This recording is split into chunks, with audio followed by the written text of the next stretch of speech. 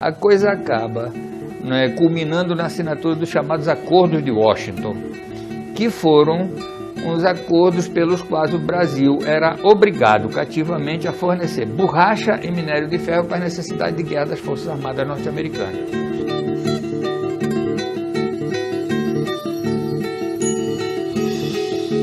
O fornecimento do minério de ferro foi feito através de uma companhia que foi criada a partir da permissão dos Estados Unidos para que, então, se nacionalizasse a Itabira Iron Ore, que era de propriedade do Percival Farquhar, e se transformasse ela em Companhia Vale do Rio Doce. É aí que a Vale do Rio Doce nasce, também controlada nos seus segmentos mais estratégicos pelo norte-americano. Quando terminou a guerra, essa massa passa para a mão do governo brasileiro e a Vale, aos poucos, começa a se transformar numa grande companhia mineradora. A Vale era uma empresa essencialmente mineira, voltada para o mercado internacional, especializada em minério de ferro, e desenvolveu isso até 1969, quando ela veio para a Amazônia e se tornou proprietária da segunda maior jazida em Carajás, no sul do Pará. Em 70, a Vale ganha uma dimensão extraordinária, porque os projetos de intervenção sobre a Amazônia do governo militar transformaram a Vale nesse instrumento precioso.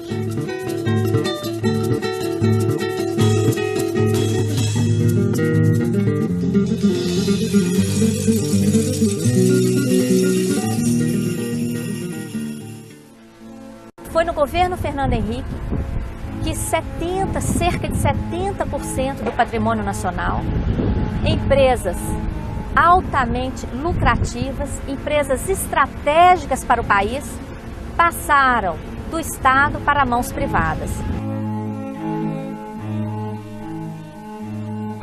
E nesse contexto, a Vale do Rio Doce é emblemática.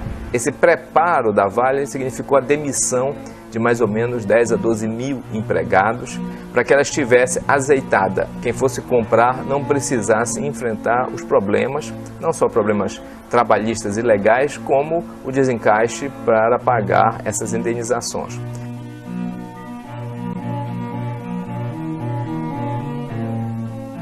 A Vale do Rio Doce, na época, já era a principal produtora de minério de ferro do mundo, de ouro da América Latina, detinha os direitos minerários sobre 240 mil quilômetros quadrados. Além do ferro, do ouro, tinha cobre, alumínio, nióbio, urânio e dezenas de outros minérios. E também detinha a concessão de duas das maiores ferrovias do mundo, terminais portuários, tinha a maior frota de navios graneleiros do mundo. Tudo isso foi vendido a preço de banana, como a gente fala, né, por 3 bilhões e 300.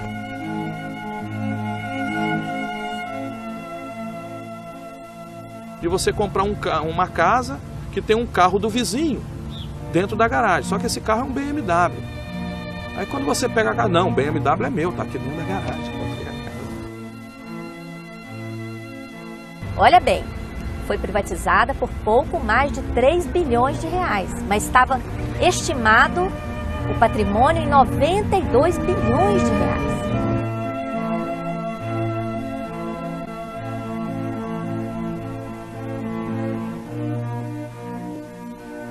O preço era absurdamente baixo, era preço de banana, não de minério de ferro. Só o lucro da Vale do Rio Doce em 2006 foi de 12 bilhões e 400. E nesse primeiro trimestre do ano de 2007, o lucro já atinge 5 bilhões de reais.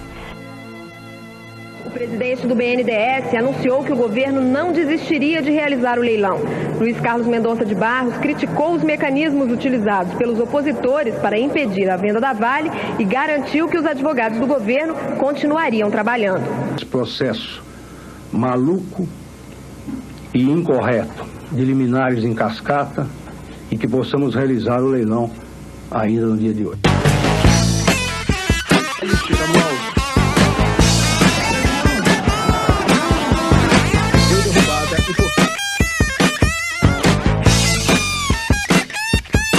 Houve uma insurgência por parte de grande parte dos movimentos sociais, muitas mobilizações em diversos estados, mas infelizmente, apesar dessa insurgência, dessas manifestações, o leilão ocorreu.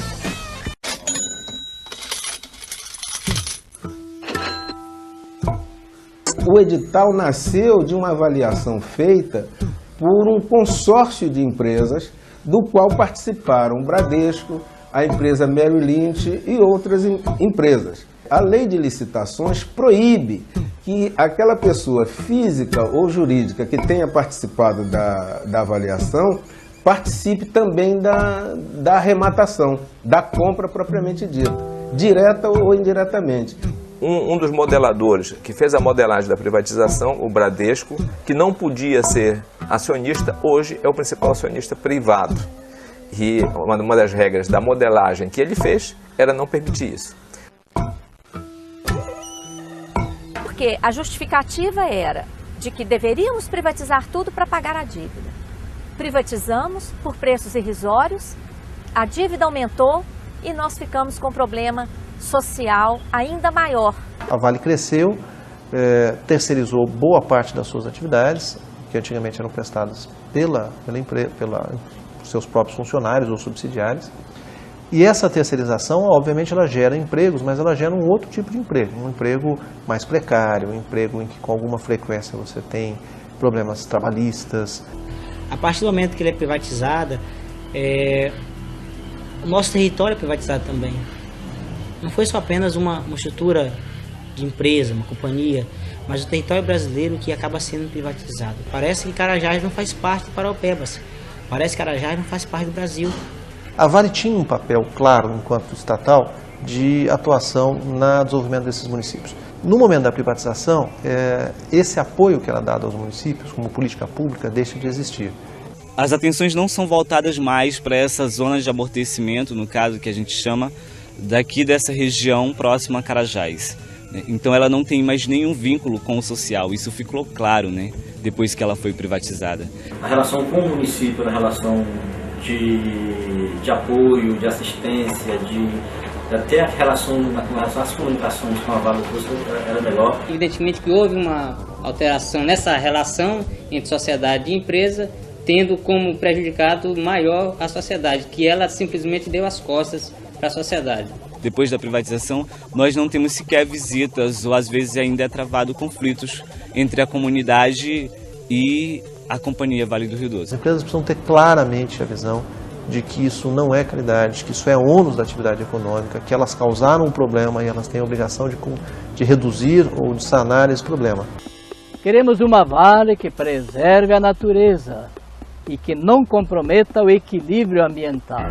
Queremos uma Vale que respeite a soberania do país sobre o subsolo brasileiro. Queremos uma Vale que coloque as riquezas naturais do Brasil a serviço de um projeto de desenvolvimento nacional, soberano, sustentável, equitativo. Uma Vale identificada com os interesses do povo brasileiro. Não uma Vale que transfere para o lucro de alguns o que é patrimônio de todos. O papel da Vale hoje é de uma multinacional voltada para os interesses dos seus acionistas. Hoje, quem tem mais poder na Vale é quem tem a ação preferencial e, sobretudo, a ADR, que são ações negociadas na Bolsa de Nova York. Porque esses estão recebendo um retorno de capital incrível. E isso está em poder de quem? Dos americanos. O caso da Vale do Rio Doce ainda está sob julgamento. A ideia geral que se tem é de que em 1997 houve o leilão, a venda se consumou e, tal como esse juiz do Pará disse em suas sentenças, é fato consumado que não comporta mais discussão.